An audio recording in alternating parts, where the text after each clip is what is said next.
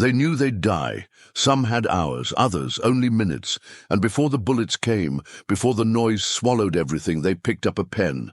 They didn't write for history books. They didn't write for medals or glory. They wrote for a mother, a brother, a wife, a child, someone they loved, because deep down they knew the world would move on without them, and someone needed to remember who they were.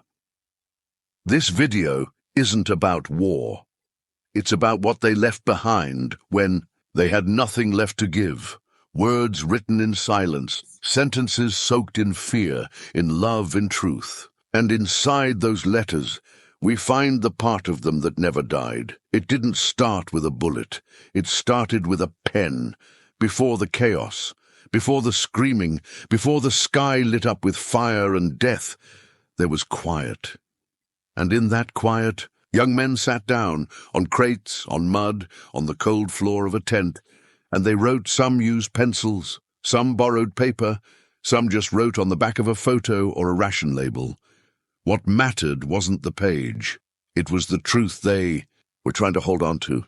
Because deep down they knew, this might be the last thing I ever say. What do you write when you think it might be the last thing you'll ever write? They didn't talk about medals or glory. They talked about their mom's pie, about the way their wife's hair moved in the wind, about a dog waiting by the door. They didn't write for history. They wrote for love. These letters, some folded neatly and handed to chaplains, others stuffed in pockets soaked in sweat and fear, became the final trace of a life about to be torn away. Some were read weeks later at kitchen tables with handshaking and tears falling. Others were never delivered, lost in dirt, fire, or forgotten by time, until someone decades later found a name and a voice. In this story, we're not following generals. We're not drawing battle maps. We're stepping into the hearts of ordinary soldiers in the final hours before everything changed, because before the bullet hit, they wrote. In war, words don't seem like much. They're light, fragile, easy to lose. But when the world is falling apart around you, a single letter can weigh more than a rifle. That's what letters were during World War II. Lifelines. Almost every soldier carried at least one. Some carried dozens, tucked in breast pockets, boots, helmets. Some were creased and stained, read over and over until the paper wore thin. Others were hidden, unfinished, unsent, but too sacred to leave behind. For many of these men, writing a letter wasn't just about staying in touch. It was the only way to say things they were too afraid to say out loud. I'm scared. I miss home. If I don't come back. You see, the army knew something the rest of the world didn't. These boys weren't just going into battle. They were walking toward the unknown, and the unknown has a funny way of making you want to leave something behind. So before a major mission, like D-Day, like the Battle of the Bulge, like the push into Germany, officers would quietly encourage the men to write. No one told them what to say. There were no rules, just write what matters. They would sit in mess halls or on the back of tanks or in the mud under grey skies, scribbling thoughts to mothers, wives, sisters, brothers. Some tried to be brave. Everything's fine here. Others were honest. This might be it. And those letters weren't just sent home. Some were never meant to be read unless the soldier died. They were called last letters, and chaplains would collect them, fold them gently, and promise, if something happens, I'll make sure they get this. It was a sacred duty, because that envelope might be the only thing a family ever received. No body, no explanation. Just a piece of paper with the final heartbeat of someone they loved, and for the soldiers, writing it was just as sacred. It forced them to face the truth, that they might not see tomorrow, and in that terrifying space between today and never again, they wrote the things that mattered most, not to the war, but to their soul. That's what you're about to hear. Not battle cries, not orders, but quiet voices on torn paper, words that survived where men didn't, and once you hear them, you'll never forget them. The paper was creased from being folded too many times. The ink had faded in places, but the words, they still carried the weight of a man about to face hell. It was December 1944. The Ardennes forest was blanketed in snow, white and silent like a funeral shroud. And in a canvas tent lit by a single lantern, Sergeant William Hartman sat down to write a letter, not to his commanding officer, not to headquarters, but to the woman who still called him Billy. Her name was Ruth. They met at a church social in Ohio, back when all he worried about was catching the right train to work and saving enough for a two-bedroom house. They'd only been married 7 months before he shipped out. She had written him every week. He kept every letter in a bundle tied with string, tucked inside his duffel bag. That night, the cold pierced his boots. Artillery echoed in the distance. The Germans were preparing something big. The Battle of the Bulge would begin within hours, but he didn't know that yet. What he knew was this: something felt different, heavy, final. So he pulled out a piece of stationery, unwrapped Ruth's last letter for comfort, and began to write. His handwriting was steady, but his heart was racing. My dearest Ruth, if you're reading this, I didn't come back, and I'm sorry. I wanted to. God knows I tried. I dreamed of your hair on my pillow, your laugh in our kitchen, the porch swing I promised to build when this is over, but I might not get that chance. Paused. Outside, someone coughed. The wind howled through the trees like it knew what was coming. I want you to know that I wasn't afraid. Not really. I was thinking about you, about how your hand felt in mine that day at the station, about the way you looked at me when I said I'd be home for Christmas. I'm sorry I lied. If we had a child and he's reading this someday, I hope he's kind. I hope he's strong. I hope he loves you like I did. If it's a girl, name her Emily, just like you always wanted. He folded the page once, then twice, slid it into the envelope, wrote her name with shaky fingers, and gave it to the chaplain with just 4 words: only if I fall. That morning his unit moved out. Thick snow, white sky, frozen breath. German shells came before dawn, sudden, brutal, thunder in the trees. They were ambushed near Bastogne. William was leading the charge across an open field when a mortar landed 15 feet from where he stood. The blast threw him backward. He was alive for a moment, long enough for a medic to find the letter in his jacket, long enough to whisper, "Give it to her." And then he was gone. Ruth received the envelope 2 weeks later. It arrived on New Year's Eve. She opened it. At the kitchen table, still decorated with fading pine branches and a star made of paper. She read it once, then again, and then again. Neighbors say she never remarried. She lived in the same house they planned together, and every spring she sat alone on that porch swing he never got to build. But someone else did, just for her. That's what a letter can carry, not just ink, but a life, a future that never came, and the kind of love that even war can't destroy.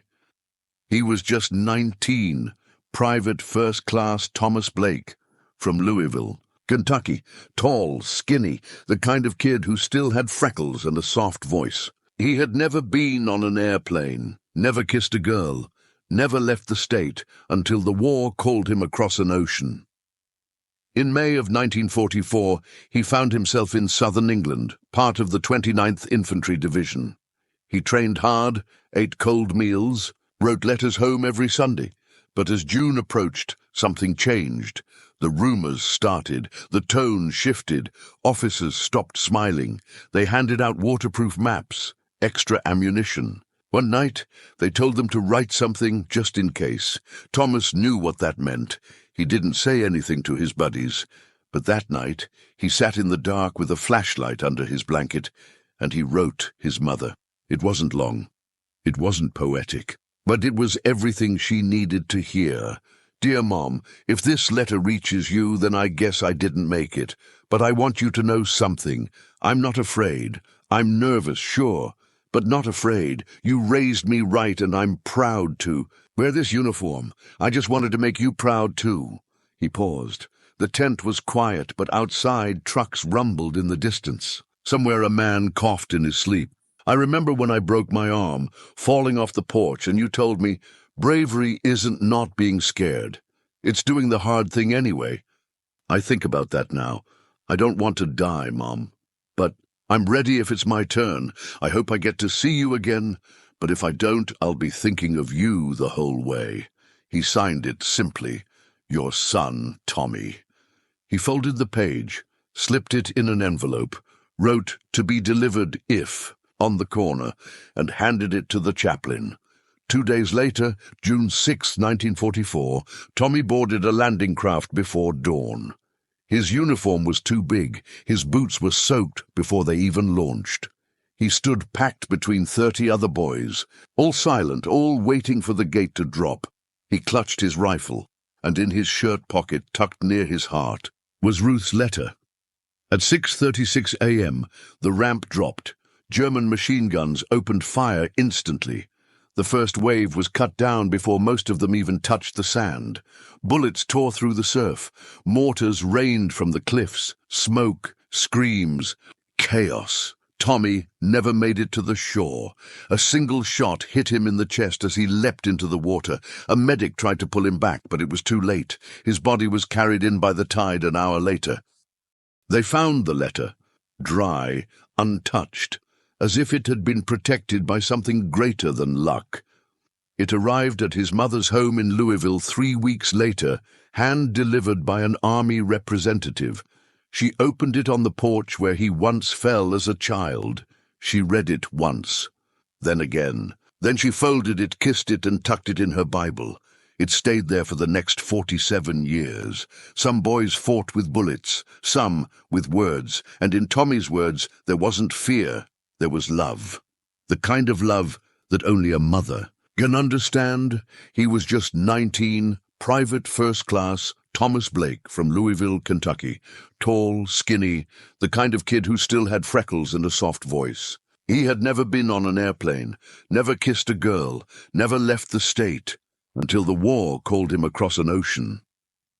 In May of 1944, he found himself in southern England, part of the 29th Infantry Division. He trained hard, ate cold meals, wrote letters home every Sunday. But as June approached, something changed. The rumors started. The tone shifted. Officers stopped smiling. They handed out waterproof maps, extra ammunition. One night they told them to write something, just in case. Thomas knew what that meant. He didn't say anything to his buddies. But that night, he sat in the dark with a flashlight under his blanket, and he wrote his mother.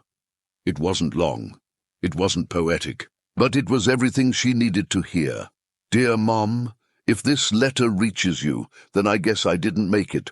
But I want you to know something. I'm not afraid. I'm nervous, sure, but not afraid. You raised me right, and I'm proud to. Wear this uniform. I just wanted to make you proud, too." He paused. The tent was quiet, but outside trucks rumbled in the distance. Somewhere a man coughed in his sleep. "I remember when I broke my arm falling off the porch and you told me bravery isn't not being scared. It's doing the hard thing anyway." I think about that now. I don't want to die, Mom. But I'm ready if it's my turn. I hope I get to see you again. But if I don't, I'll be thinking of you the whole way. He signed it simply, "Your son, Tommy." He folded the page, slipped it in an envelope, wrote "to be delivered if" on the corner, and handed it to the chaplain. 2 days later, June 6, 1944, Tommy boarded a landing craft before dawn. His uniform was too big. His boots were soaked before they even launched. He stood packed between 30 other boys, all silent, all waiting for the gate to drop. He clutched his rifle, and in his shirt pocket, tucked near his heart, was Ruth's letter. At 6:36 a.m., the ramp dropped. German machine guns opened fire instantly. The first wave was cut down before most of them even touched the sand. Bullets tore through the surf. Mortars rained from the cliffs. Smoke, screams, chaos. Tommy never made it to the shore. A single shot hit him in the chest as he leapt into the water. A medic tried to pull him back, but it was too late. His body was carried in by the tide an hour later. They found the letter. Dry, untouched, as if it had been protected by something greater than luck. It arrived at his mother's home in Louisville 3 weeks later, hand-delivered by an army representative. She opened it on the porch where he once fell as a child. She read it once, then again. Then she folded it, kissed it, and tucked it in her Bible. It stayed there for the next 47 years. Some boys fought with bullets, some with words.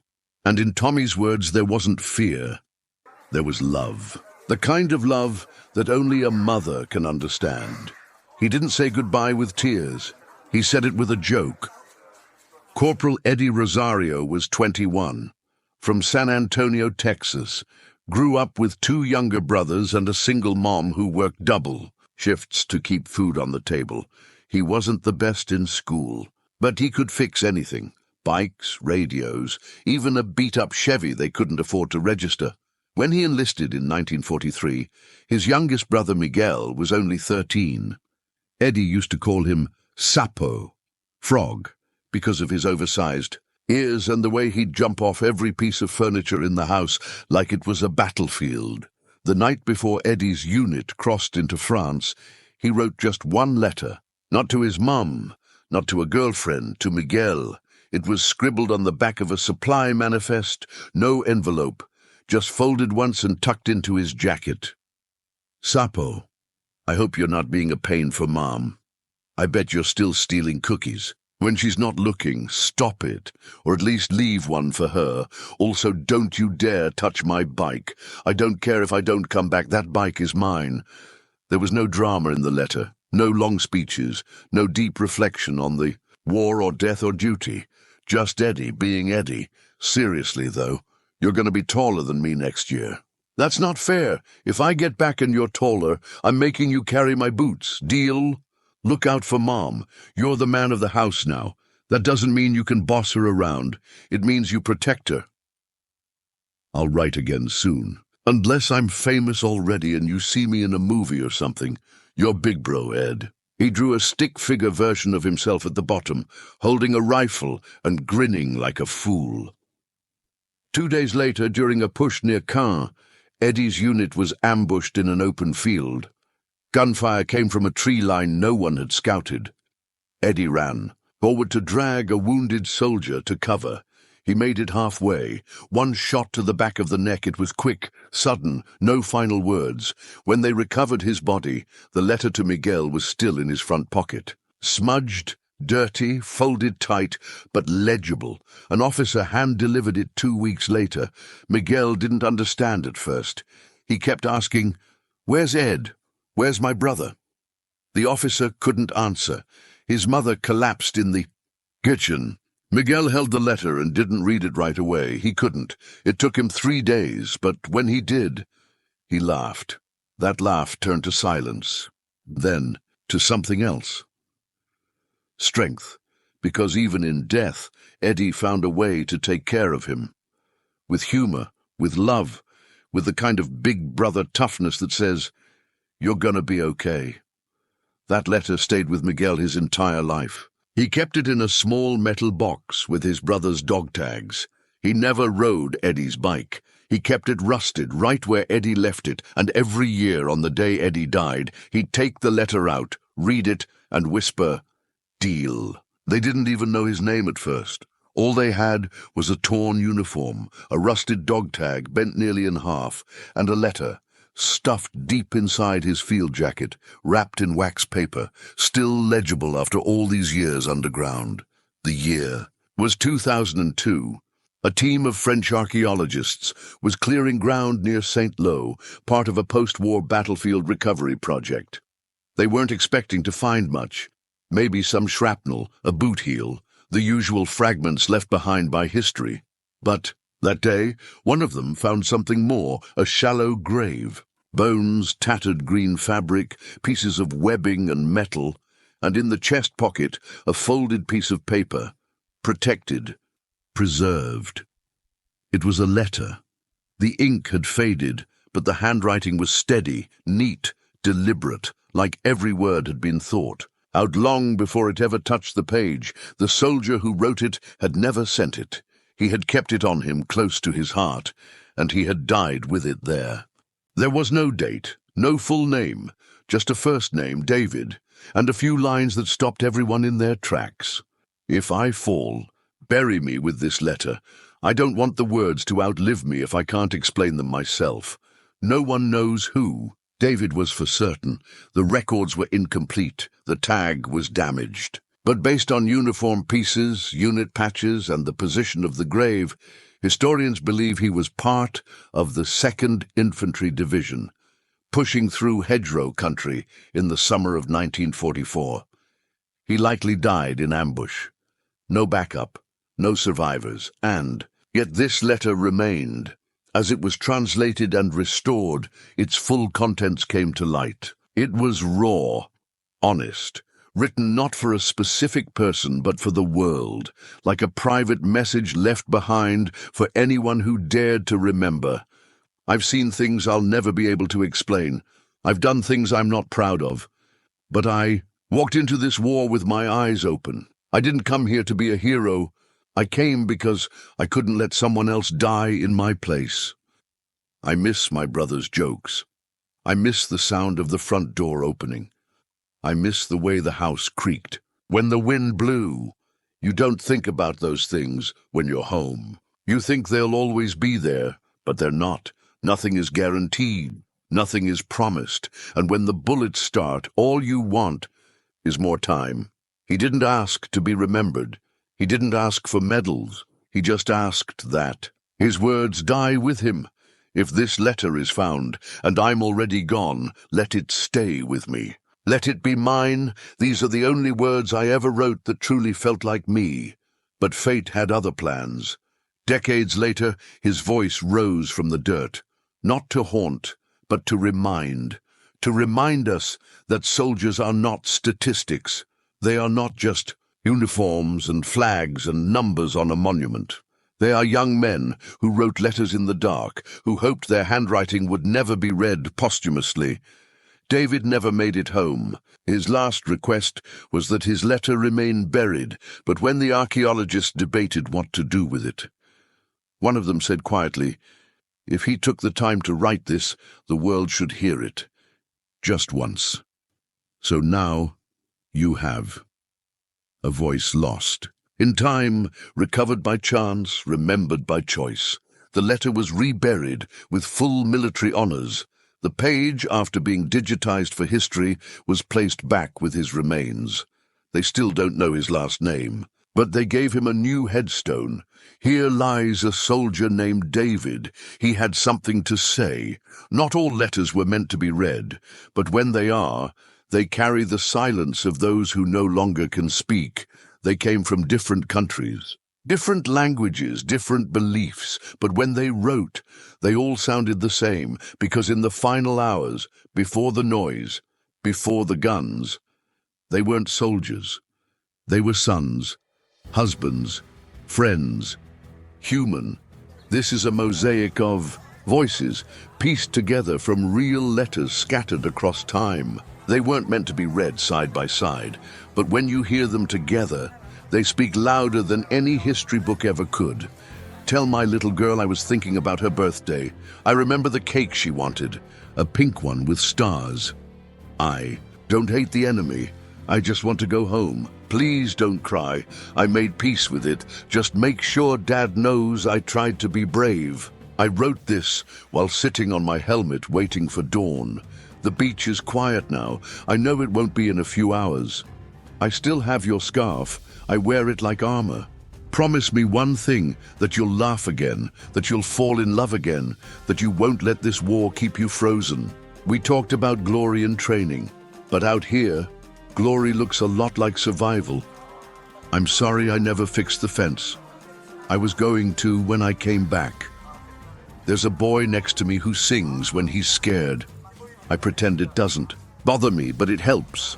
Don't put me on a wall. Don't turn me into a statue. Just remember I was real. Each one of these voices Each one was a life, a world, a universe of memories, jokes, secrets, dreams, all packed into an envelope and sent into the unknown. Some of those letters were delivered. Some never left the soldier's coat. Some were found in mud. Some were burned in bombed-out post offices. And some were read by the people they were never meant for, us. And that's the strange gift of war. It rips the world apart, but sometimes it leaves behind a note, a sentence, a truth, and if you're quiet enough to hear it, it'll stay with you forever. Time doesn't erase everything. Sometimes it just delays the echo. The war ended. The rifles stopped. The boots went quiet. But the words survived.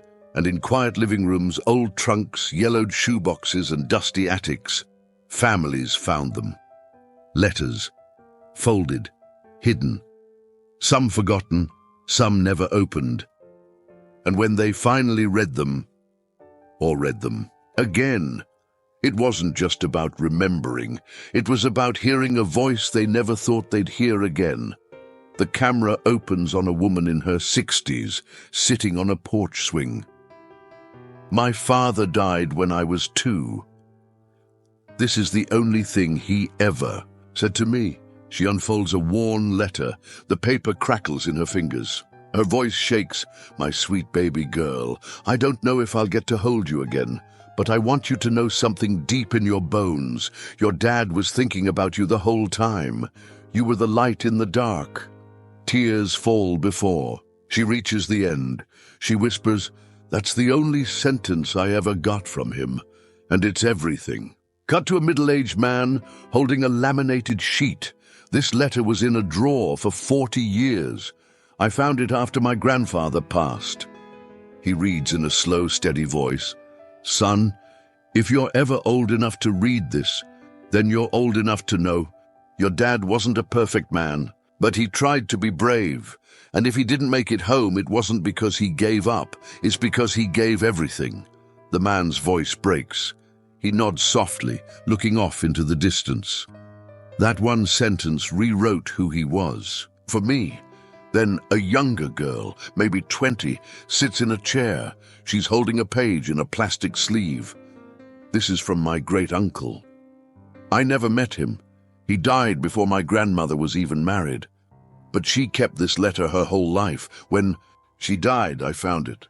"I'm scared, but I'm going anyway. Not for medals, not for speeches, because someone has to. And I'd rather it be me than someone who didn't get to live as much as I did."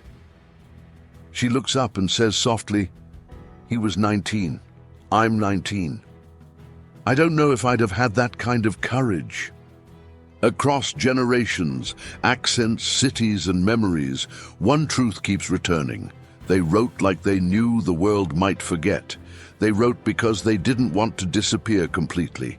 And now, these descendants, sons, daughters, nieces, grandchildren, they've become the voice the soldiers never got to be. Each word they speak isn't just history, it's resurrection. These readings aren't dramatic, they're not cinematic. They're quiet, personal, unpolished. But in that imperfection, there's something more powerful than any speech could deliver. Because it's not a narrator telling you what they said. It's a bloodline speaking the memory back into existence. The war ended. They came home, or they didn't. The guns were silenced, the flags were folded, but the letters remained. Some yellowed with time, some were lost, burned, buried. Others were read so many times the paper tore along the creases. They were meant to say goodbye, but somehow they've done more than that. They've kept people alive, not in body, but in memory. Because these weren't just letters. They were legacies. Each one held the weight of a life interrupted. A man who loved, who feared, who hoped. A man who stood on the edge of the unknown and still found the strength to say, "Tell them I was thinking of home." Some of these letters never made it to the people they were written for, but they found you, right now, in this moment. And that makes you a witness. We live in a time of noise, scrolls, swipes, instant, forgettable. But these men, They didn't write for clicks. They wrote so that someone, somewhere, someday, would understand what it felt like to be 19 and terrified, to be 22 and in love, to be 25 and never sure if you'd see another sunrise. And now we do, because you listened, you read, you remembered. That makes you part of the legacy now. So if these words touched you, if even one of these letters stayed with you, don't let it end here. Tell us in the comments which letter moved you the most, whose words stayed in your heart. Let their voice keep echoing through you. Click like if this story deserves to be remembered. Every click tells the algorithm that these lives matter. And please subscribe, not for numbers, not for vanity, but to help us keep these voices alive, one story at a time. Because history isn't just what happened, it's what we choose to remember. Maybe you didn't know these men, but now you've heard them, and that means they're not forgotten. Not today. Not as long as we keep telling the truth they left behind, in ink, in tears, in silence. This was their last chance to speak. You just gave them an audience. Now help us carry it forward. Thank you for watching Before the Bullet Hit, the final letters of We Two Soldiers. Until the next story, stay human, stay listening, and never stop remembering.